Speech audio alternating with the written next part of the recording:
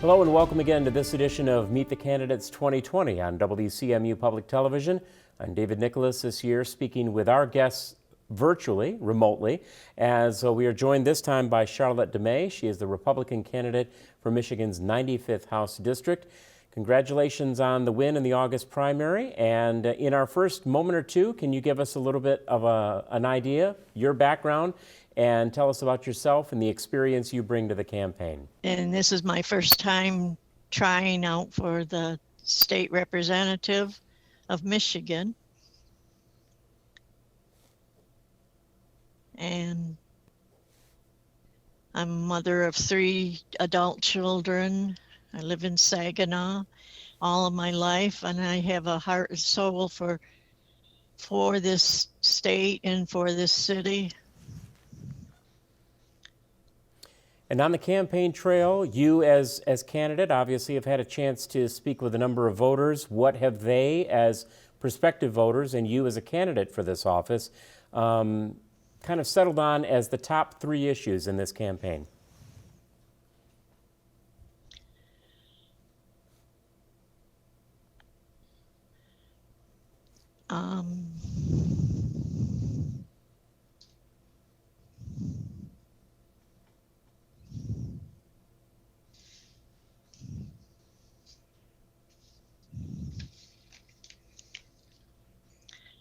Well, I want to put Michiganders first on my list.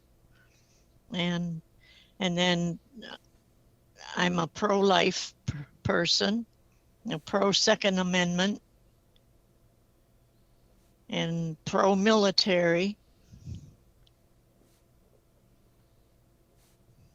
And I believe in term limits for governor, for senators, and for representatives, whether federal or state.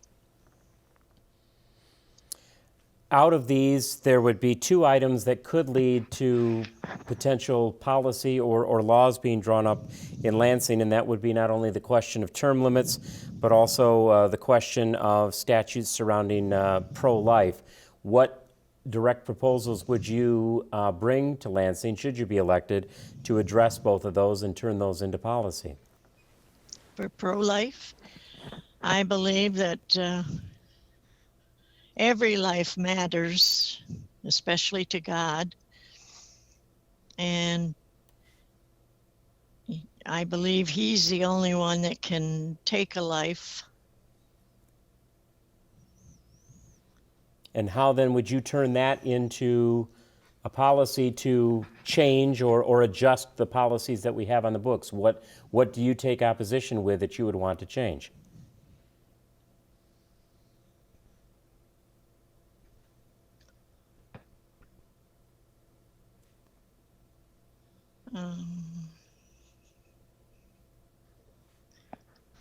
I'm not sure what you mean, but Well, in terms of if you have taken the pro-life decision and position that you have, and that I'm assuming that the voters you've talked with agree with, what policies would you want changed in Lansing at the state level? That's the office you're seeking. What policy changes would you make that we presently have as part of Michigan law? well, to change the people's minds about pro-life and what they believe right now.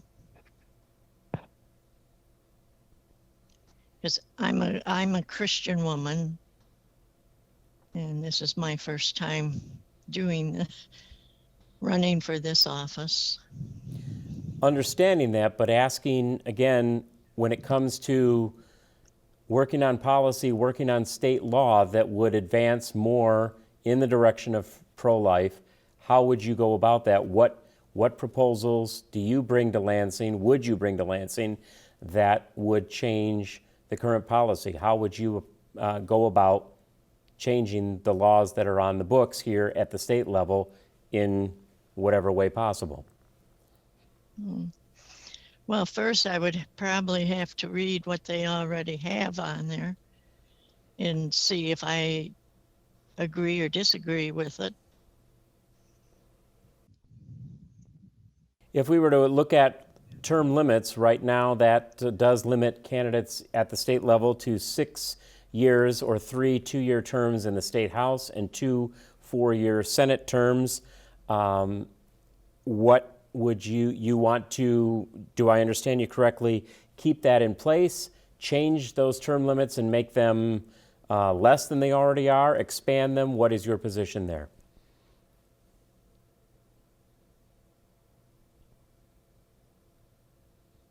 Well, probably change them, I imagine. In what way? Well, for the best of the family or the baby. If we're talking though on the subject of the term limits, are we talking, I'm trying to get a clarification on your position. Term limits, are you talking about the length of time lawmakers are serving in office, or are you talking the term limits when we look at terms in the case of a pregnancy on the pro-life issue? I guess I need that clarification first from you. Oh, I'm sorry.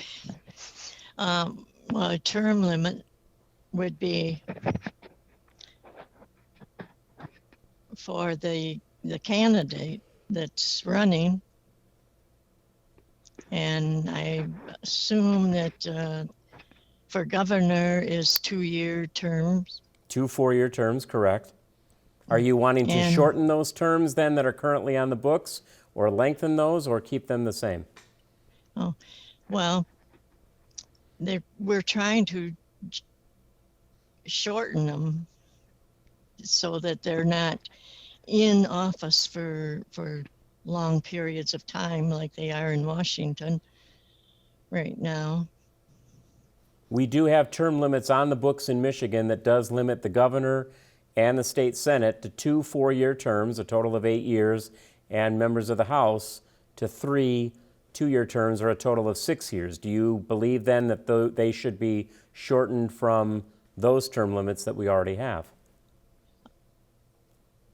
Well, I don't think so. I think they should be about the same, but then they should give it to a newer person so that they have a chance to see what it's like.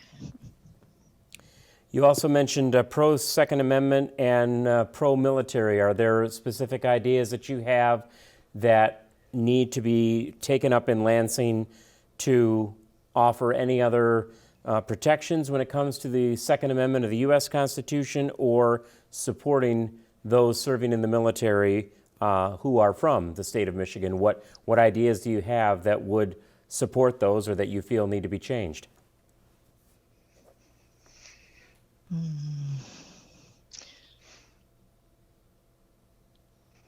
Well, for pro-Second Amendment, we should have a well-regulated militia, and to help. And it's the right for the people to keep and bear arms in case of people trying to break into their homes or something, and then they have safety for that.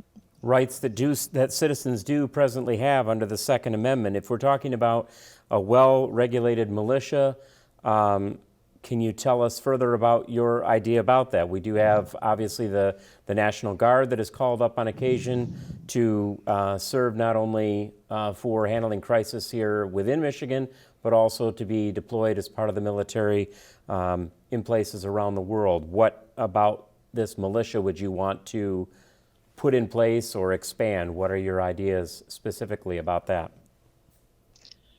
Well, I think it would be nice if they would expand it to the National Guard, and also for at home in Michigan here. Expand what in particular? The Michiganders have the National Guard being transferred overseas and like they are, I assume anyway. So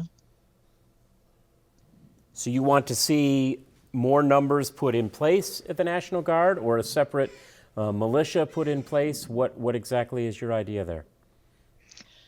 Well, more National Guard.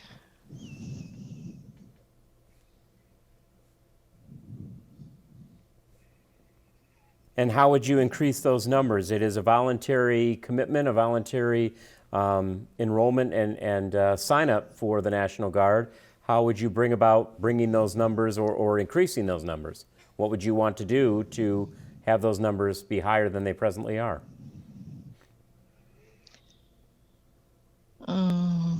Well, it would be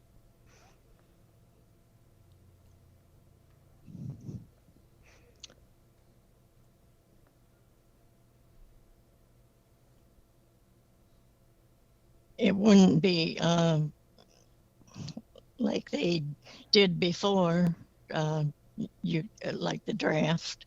It wouldn't be that way, but it would be if they wanted to join the National Guard. And that's the system that we presently have in place, that anyone that wants to can volunteer for that service. If I understand you correctly, you want to increase those numbers. How would you do that?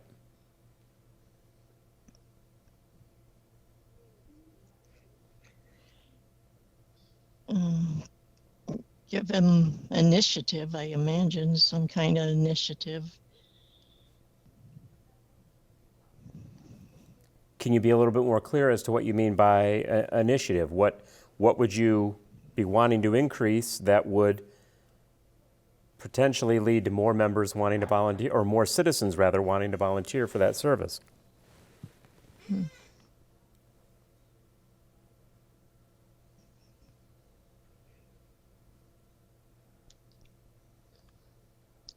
Not sure on that. Well, in the last 30 seconds or so that we have with you, ma'am, if you were to put a final message to the voters as they get set to go to the polls for voting on this particular office, and you as a candidate, what would that final message to the voters, what would you say to them? What would I say?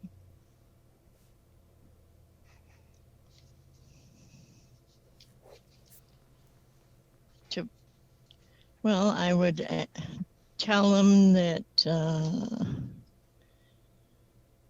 I would say thank you in advance to them, to the voters. And a vote for me would be a vote for the people of Michigan, putting Michiganders first. Well, we appreciate you taking the time not only to speak to us, but to the prospective voters in the 95th District. We hope that you can stay safe here during COVID-19 for the remainder of the campaign. Good luck with the rest of the campaign, and thank you very much for taking the time to talk with us. All right, you too. We've been speaking with Charlotte Demaet, the Republican candidate for Michigan's 95th House District. A reminder that all qualifying party candidates for these offices have been invited to participate in this series. I'm David Nicholas on behalf of all of us here. Thank you for joining us, and please remember to go out and cast your vote on Tuesday, November 3rd.